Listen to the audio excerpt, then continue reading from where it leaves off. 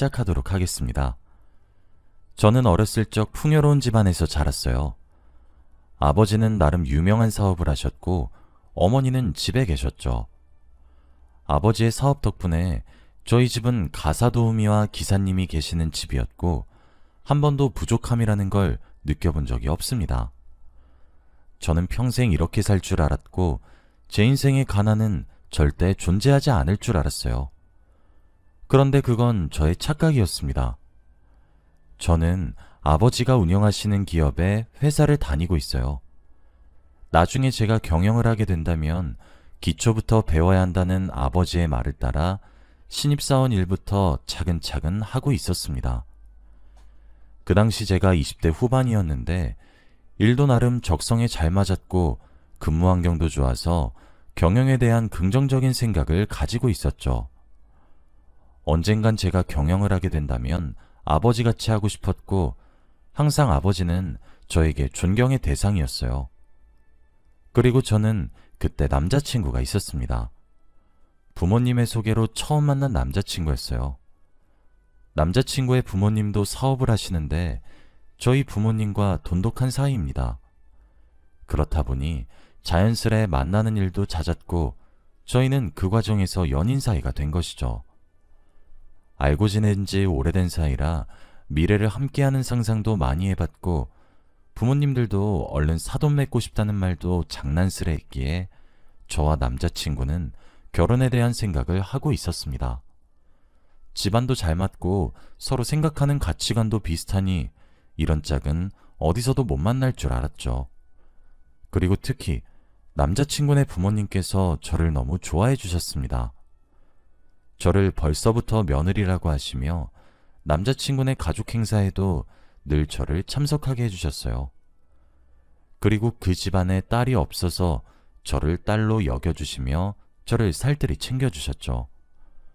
그렇다 보니 저도 남자친구네 부모님이 너무 좋았고 시댁으로 삼았다고 해도 과언이 아닐 정도였죠. 저희 두 집안이 사이가 너무 좋은 걸 저희와 같이 사업하시는 사람들도 다 알고 계셨어요. 그래서 저희가 20대 후반이 되면 선짜리 제의도 많이 들어오는데 이미 결혼할 사이라는 걸 눈치채셨는지 저와 남자친구 집안과 사돈을 맺고 싶다는 사람은 없었죠. 이렇게 모든 일이 술술 잘 풀렸고 여유로운 순간 저와 남자친구는 딱 30살에 결혼식을 올렸습니다. 정말 많은 사람들의 축하를 받았어요. 솔직히 결혼식은 저와 남자친구보다 양가 부모님의 행사입니다. 사업을 하시는 분들은 인맥이 중요하니 저희의 결혼식을 빌미로 많은 사람들을 뵙게 되고 거기서 다양한 이야기들이 오고 가죠. 그래서 저희보다 양가 부모님들이 주목을 더 많이 받았습니다. 저와 남자친구는 이미 예상을 했던 상황이었고 저희는 조용히 결혼식을 끝마쳤어요. 저는 드디어 유부녀가 되었습니다. 결혼하기 전 예상했던 것과 같이 저의 결혼 생활은 너무나 행복했어요. 결혼을 하니 확실히 심적으로 안정적이기도 하고 늘 제 편이 있다는 것 자체가 좋았습니다. 남편과 저는 워낙 잘 맞아서 싸울 일도 없었고 금슬도 좋았기에 더할 나위 없이 행복했죠. 그런데 왜 불행은 갑작스럽게 찾아오는 걸까요? 저는 평생 인생에 아무런 굴곡 없이 살아갈 줄 알았고 고난과 역경과는 거리가 먼 사람인 줄 알았습니다. 하지만 그건 저의 착각이었어요. 그날도 여느 때와 다름없이 평범한 날이었습니다. 저는 신혼집에서 출근을 했고 아버지도 회사로 출근을 하셨죠. 원래 같은 회사에 있어도 얼굴을 잘 보지 않아서 아버지가 출근을 잘하신 줄 알았습니다. 그런데 오전 업무를 하던 와중 어머니에게서 전화가 왔죠. 원래 일을 할 때는 문자를 하는 편이라 전화가 오신 건 무언가 급한 일이 생긴 거라고 생각이 들었고 저는 조용히 휴게실로 가서 전화를 받았어요. 그런데 전화기 너머 어머니는 오열을 하고 계셨습니다. 그리고 지금 당장 대학병원으로 오라고 했죠. 저는 갑작스러운 소식에 정신이 혼미해졌고 급히 병원으로 달려갔습니다. 회사 직원들이 무슨 일이냐고 물어봤지만 저는 대답할 정신도 없었고 대충 외투만 챙겨 바로 나갔습니다. 그리고 병원에 도착했어요. 수술방 앞에서 어머니가 울고 계셨습니다. 어머니 옆에 가서 같이 기다렸어요. 그런데 수술방 앞에서 몇 시간이나 기다려도 수술은 끝나지 않았습니다. 생각외로 아버지의 상태는 너무 심각했고 수술도 어려웠죠. 결국 해가 다 지고 밤이 되어서야 수술이 끝났고 의사 선생님께서 나오셨습니다. 그런데 의사 선생님의 표정이 정말 좋지 않았어요. 저와 어머니에게 어떻게 말을 해야 할지 굉장히 망설이고 계셨죠. 그런데 제 예상과 같이 의사 선생님께서는 충격적인 말씀을 하셨습니다. 최선을 다하긴 했지만 아직 장담하면 안 됩니다. 깨어나실지 안 깨어나실지도 몰라요. 너무 기대는 하지 마세요. 이런 말을 하시며 저희를 지나쳐갔고 저와 어머니는 그 자리에서 통곡을 했죠. 서로 부둥켜 안으며 펑펑 울었습니다. 며칠 전까지만 해도 전화 통화를 하며 같이 웃었던 아버지가 어떻게 하루아침에 생사를 오가는 사람이 될 수 있나요? 하루아침에 눈도 못 뜨시는 아버지를 보고 정말 많은 생각이 들었습니다. 어머니는 아버지 옆에서 하루 종일 간호를 하셨고 저는 회사에 출근을 해도 머릿속엔 아버지밖에 없었죠. 남편과 시어머니도 아버지를 뵈러 병원에 오셨습니다. 저희는 며칠 동안이나 간절하게 아버지가 일어나시길 바랬어요. 제발 더도 말고 덜도 말고 아버지가 눈만 뜨셨으면 좋겠다고 생각했습니다. 하지만 저희의 간절한 바람에도 불구하고 아버지는 세상을 떠나시고 말았어요. 갑작스럽게 아버지의 심장이 뛰지 않았고 의사 선생님께서 인공호흡을 수차례 해도 결국 하늘나라로 가셨죠. 그날 제 인생에서 가장 많이 온 날인 것 같아요. 눈물 없이는 하루를 사는 게 불가능했고 아버지가 너무 그리워서 잠도 잘 오지 않았어요. 그런데 이 상황에서 어머니도 제정신이 아니었습니다. 일상생활이 불가능하셨고 매번 아버지를 따라가겠다며 위험한 선택도 하셨죠. 이렇게 좋지 않은 상황이 반복되니 저희 집안의 분위기도 많이 침울해졌어요. 그런데 아버지의 장례식장에서 충격적인 말을 듣게 되었습니다. 저희 아버지의 장례식장에 온 사람들은 저희 아버지의 죽음을 슬퍼하는 것이 아니라 그저 아버지의 사업에 대한 이야기를 했어요. 아버지가 갑작스럽게 돌아가시면 누가 회사를 물려받고 이 집안은 대체 어떻게 되는 거냐고 말이죠. 다들 이런 이야기만 수군대는데 아무도 저희 아버지의 죽음에는 관심이 없으니까 너무 속상했습니다. 그런데 제 주위 사람들도 이런 이야기를 했습니다. 정말 믿었고 의지했던 시댁 식구들도 저희 아버지의 사업에 대한 이야기만 하셨어요. 앞으로 회사는 어떻게 되는 것이며 재산은 얼마나 남겨놨냐는 등 이런 말을 했습니다. 결국 시댁 사람들도 저희 집안의 돈에 관심이 많았던 사람이라는 것을 알게 되었죠. 그날 처음으로 시어머니를 째려보며 그만하라고 했어요. 항상 웃으면서 시어머니를 대했는데 그날은 도저히 못 참겠더라고요. 제가 알던 시어머니와 전혀 다른 모습이었으니 말이죠. 그런데 그 순간 시어머니도 돌변하셨습니다. 저를 쳐다보시며 대놓고 막말을 하셨죠. 아빠 없으면 아무것도 아닌 주제에 왜 이렇게 기어올라? 에휴, 불쌍한 거. 이제 앞으로 너한테 돈 줄 사람도 없는데 큰일이다. 이 말을 하며 유유히 장례식장을 빠져나갔어요. 아버지가 세상을 떠나신 후 사람들의 속내가 점점 보이기 시작했어요. 아버지가 살아계실 때는 몰랐던 검은 속내 말이죠. 다들 아버지가 돌아가시자마자 자신의 내면을 드러내는데 정말 배신감이 들고 소름이 끼칩니다. 아버지는 그것도 모르시고 이런 사람들을 믿어왔던 거잖아요. 정말 세상엔 아무도 믿을 사람이 없다는 걸 다시 한번 깨닫게 되었습니다. 장례식이 끝나고 저는 다시 일상으로 돌아갔어요. 아버지가 없어서 빈자리가 많이 크긴 했지만 저는 티내지 않으려 했습니다. 저는 조금씩 아픔을 치유하고 있었지만 단 한 사람은 아직도 과거에 살고 있었어요. 바로 저희 어머니입니다. 어머니는 하루 종일 울며 아버지의 채취를 그리워하셨어요. 집에서 한 발자국도 나오지 않으셨고 걱정이 되어 친정에 방문을 해도 저를 본체만 제하셨죠. 그날도 저는 어머니가 걱정이 되어 퇴근을 하고 친정으로 갔습니다. 어머니가 좋아하시는 음식을 잔뜩 사서 갔는데 집이 텅텅 비어 있었어요. 그리고 엄청나게 많은 여행 가방들이 쌓여 있었습니다. 저는 어머니가 이사라도 가시나 싶었죠. 그런데 어머니는 갑자기 진지하게 저를 식탁에 앉히셨고 한 서류를 저에게 건넸습니다. 저는 영문도 모른 채 그 종이를 들어 읽었는데 그건 아버지의 사망보험금에 관련된 내용이었어요. 제가 종이를 들고 당황해하고 있는데 그 순간 어머니는 저에게 충격적인 말씀을 하셨습니다. 사실 난 네 친엄마가 아니야. 저는 그 말에 넋이 나갔고 할 말을 잃었어요. 어머니는 저에게 제 친엄마는 따로 있다고 했고 자신은 아버지가 이혼을 하고 재혼한 여자라고 했죠. 저는 그것도 모르고 평생 살아온 것이었습니다. 어머니는 아버지 때문에 저를 딸로 여겼었는데 이제는 사랑하는 아버지가 없으니 저를 딸로 여길 필요가 없대요. 아버지가 남겨놓으신 사망보험금으로 평생 살겠다고 하셨습니다.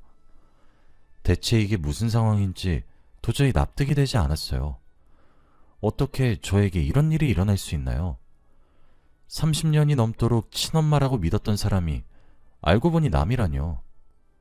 저는 그 종이를 든 채로 돌처럼 굳어버렸고 어머니는 이런 저를 두고 짐을 챙겨 집에서 나갔습니다. 그게 어머니의 마지막 모습이에요. 뒤통수를 맞은 느낌이 들었고 배신감이 어마무시하게 들었습니다. 그리고 저는 일상생활로의 복귀도 너무 힘들었어요. 너무 많은 사실들이 한 번에 드러나니까 아무것도 하기 싫더라고요.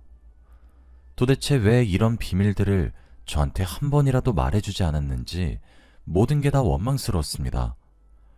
그리고 제가 회사에 출근도 하지 않고 집에서 하루 종일 있으며 우울해하고 있을 때 결국 사건이 터지고 말았어요.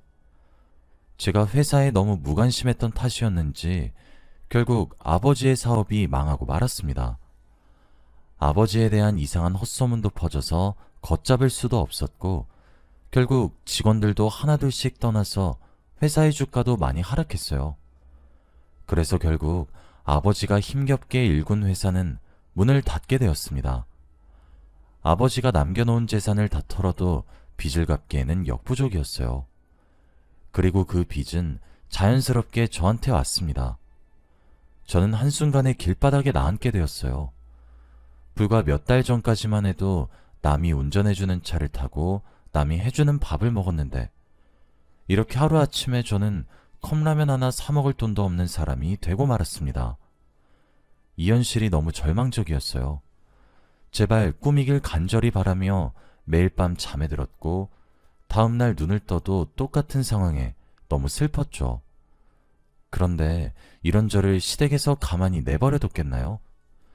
시댁에서는 저희 집안 사정도 다 아시고 콩가루 집안이라고 무시를 하셨고 저에게는 빚밖에 없으니 다들 이혼을 하라고 부추기셨습니다. 이런 상황에서 제 편이 되어줘야 하는 남편마저도 저에게 등을 돌렸어요. 자신의 엄마와 한 편이 되어서 이혼을 해달라고 하는데 정말 꼴사나웠습니다.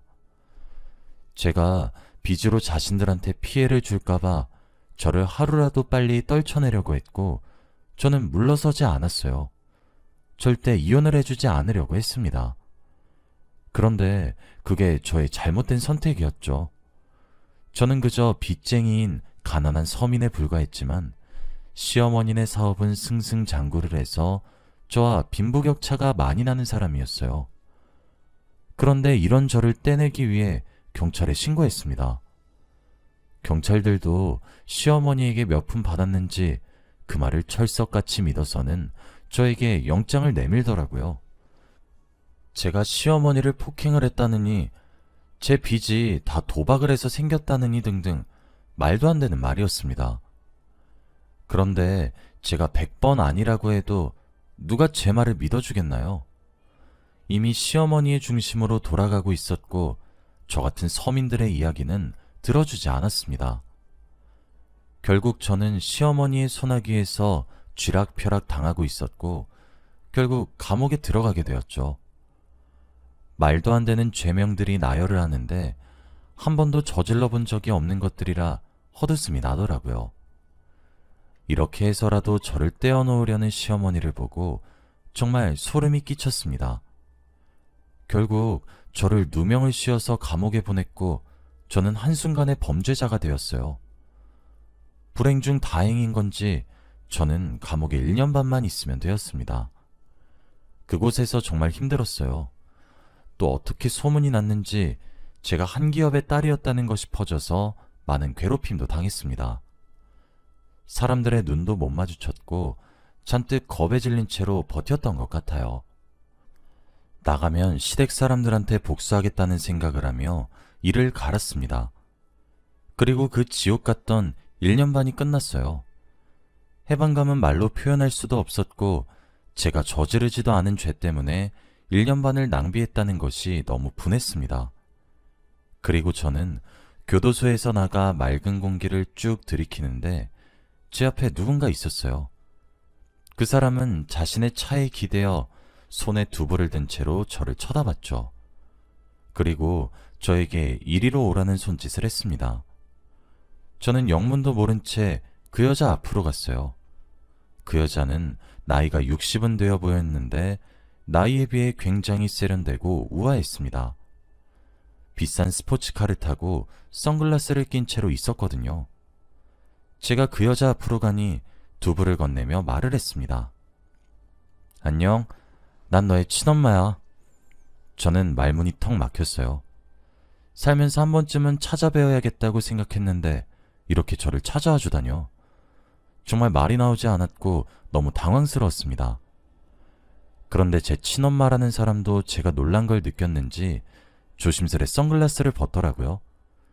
그리고 저와 눈이 마주쳤는데 저는 바로 제 친엄마라는 것을 알아볼 수 있었습니다. 왜냐하면 저와 아주 판박이었거든요. 정말 저와 많이 닮았었습니다. 그래서 딱히 유전자 검사를 하지 않아도 엄마라는 것을 바로 알 수 있었어요. 그리고 저는 제 친엄마의 차를 타고 어디론가 갔습니다. 나이가 많아 보임에도 불구하고 운전도 멋지게 잘하셨고 돈도 많으신지 화려하시더라고요. 그런데 그 화려함이 너무 멋져 보였습니다. 살면서 처음 본 친엄마였지만 낯설지 않았고 이렇게 멋진 사람이 제 엄마라는 게 오히려 좋았어요. 제 친엄마는 차를 타고 가며 저에게 충격적인 소식을 말해주셨습니다. 너 감옥 넣은 사람들한테 복수하고 싶지 않니? 엄마가 도와줄게. 이 말을 하시며 갑자기 저에게 뒷좌석에 있는 봉투를 열어보라고 했어요. 저는 그 봉투를 찾아 열어보았고 그 안에는 서류들과 누군가 글씨로 쓴 것 같은 것도 있었죠. 그 자료들을 유심히 보고 저는 말문이 막혔고 입이 떡 벌어졌습니다. 바로 아버지가 저에게 개인적으로 남겨놓으신 유산이었거든요. 그리고 그 글씨는 돌아가신 아버지였습니다. 아버지와 어머니가 이혼을 하신 건 단순히 성격 차이였고 혹시나 모르니 친어머니한테 이 서류를 남겨놓으셨대요.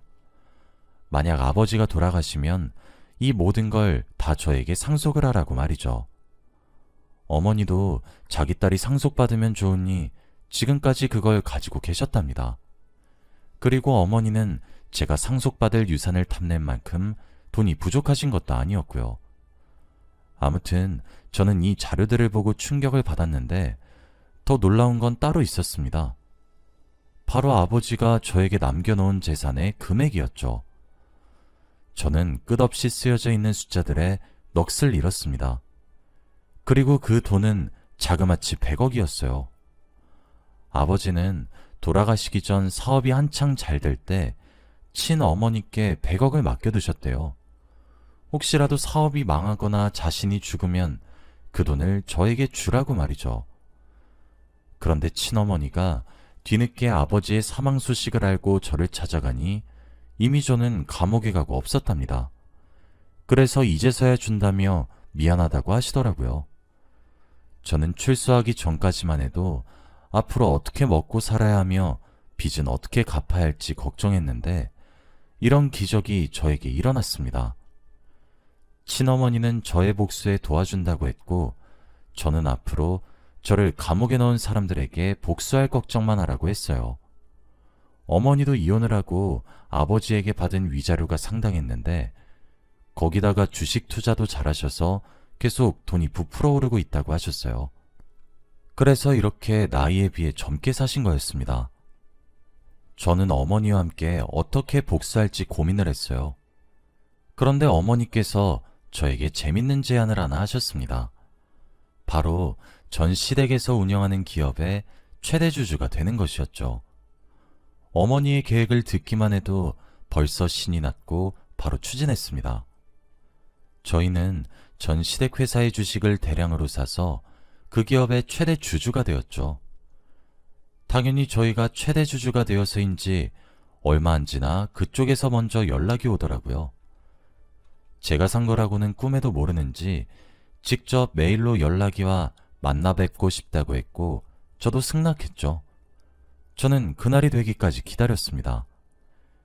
그들의 기업의 최대 주주가 된 저를 보면 어떤 반응을 보일지 너무 궁금했거든요. 그리고 저는 당일날 잔뜩 신이 난 채로 약속 장소로 갔죠. 문을 열기 전 심호흡을 했고 어떤 반응을 보일지 머릿속으로 상상했어요. 그리고 문을 열고 테이블에 앉아있는 전 시어머니와 전 남편이 보였죠. 출소 후 그들을 처음 보는 자리였는데 명품으로 온몸을 치장하셨더라고요. 그리고 제가 그들 앞에 다가가니 둘의 표정이 일그러졌습니다. 전 시어머니는 자리에서 일어나시며 저를 손가락으로 가리키셨죠. 네가 어떻게 여기를? 오랜만이에요. 출소 후 처음 뵙죠?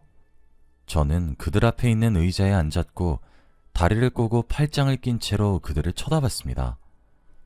전 시어머니와 전 남편은 상황 파악이 되지 않았는지 말을 하지 못했고 저를 계속 쳐다봤어요. 얼마 안 지나 상황 파악을 다 하셨는지 두 사람은 저에게 다시 가면을 쓰고 대했어요. 가식적인 웃음을 저에게 보이며 다 옛날의 추억이라는 식의 말을 짓거리는데 정말 화가 났습니다. 어떻게 한 사람의 인생을 망쳐놓고 추억이라는 말을 할 수 있나요? 과거의 일은 모두 다 잊자. 너도 이제 잘 사는 것 같은데 다시 우리 아들이랑 합칠 생각 없니? 그때는 둘 다 어렸고 철이 없었잖니. 다 추억 아니겠어? 시어머니는 웃으면서 그 말을 하시는데 분노가 미친 듯이 치밀어 올랐죠. 결국 저도 모르게 제 손은 이미 물잔에 가 있었고 시어머니의 얼굴에 물을 뿌려버리고 말았어요. 저도 순간 놀랐고 전 시어머니와 전 남편도 놀랐어요. 그런데 전 시어머니는 저의 물사대기를 맞고도 웃으셨습니다. 자신의 얼굴에 묻은 물을 닦으며 태연하게 말씀하셨죠. 이걸로 우리 과거 일 다 없던 걸로 하는 거지? 말문이 턱 막혔고 전 시어머니의 뻔뻔함에 할 말을 잃었죠. 저는 그때 휴대폰으로 어머니한테 연락을 했고 그때 누군가 저희가 있는 곳으로 들이닥쳤어요. 바로 경찰입니다. 저희는 오늘 전 시어머니를 연행해 가기 위해 경찰을 미리 대기시켰고 제가 어머니께 신호를 보낸 뒤 바로 경찰이 들어왔죠. 갑자기 일어난 상황에 전 시어머니와 전 남편은 당황해했고 저는 그들이 수갑을 차고 있을 때 옆에서 팔짱을 낀 채로 비웃음을 치며 그들을 쳐다봤어요. 이 모든 상황이 제가 꾸민 짓이라는 것을 알고 전 시어머니는 저를 보며 비명을 지르고 있었고 전 남편 또한 화를 내고 있었죠. 저는 그들이 저에게 누명을 씌운 것을 다시 재수사 요청을 했습니다. 그때는 제가 돈도 없고 힘도 없었을 뿐더러 전 시어머니가 경찰과 많이 친했기에 제가 감옥에 갔지만 이번에는 달랐어요. 그때 저를 수사하셨던 경찰분을 증인으로 내세워 재수사를 진행했습니다. 그리고 결과는 뻔했죠. 과거의 만행이 드러남과 동시에 회사에 대한 각종 비리도 들통났어요. 회사 자금을 횡령하고 다닌 내역이 들켜서 전 시어머니는 감옥에 오랫동안 계셔야 했습니다. 정말 통쾌했어요. 눈에는 눈, 이에는 이라는 말이 괜히 있는 게 아닙니다. 아직도 전 시어머니가 법정에서 저에게 울부짖으며 제발 합의해달라고 했던 장면이 잊혀지지가 않아요. 역시 자기가 저지른 짓은 결국엔 돌아가는 것 같아요. 저는 승소를 했고 다시 일상으로 돌아왔어요. 이 삶이 아직 익숙하진 않지만 그래도 적응해 보려고 합니다. 저와 어머니는 아버지가 남겨주신 유산과 어머니가 주식으로 버시는 돈으로 재밌게 살고 있어요. 여행도 가고 맛있는 것도 먹으면서 남부럽지 않게 살고 있습니다. 여러분도 힘든 상황이더라도 포기하지 마시고 꼭 끝까지 헤쳐나가시길 바랄게요. 저도 인생의 끝자락인 줄 알았을 때가 엊그제 같은데 저한테 기적적인 일이 일어났잖아요. 지금 생각해봐도 이렇게 많은 일들이 어떻게 저에게 일어났나 싶어요. 친구들한테 저의 이야기라면 다들 놀라서 할 말을 잃습니다. 제가 봐도 정말 파란만장한 인생을 살아왔던 것 같아요. 여러분은 저처럼 굴곡 많은 인생 살지 않았으면 좋겠어요. 저의 이야기는 여기까지입니다. 들어주셔서 감사합니다.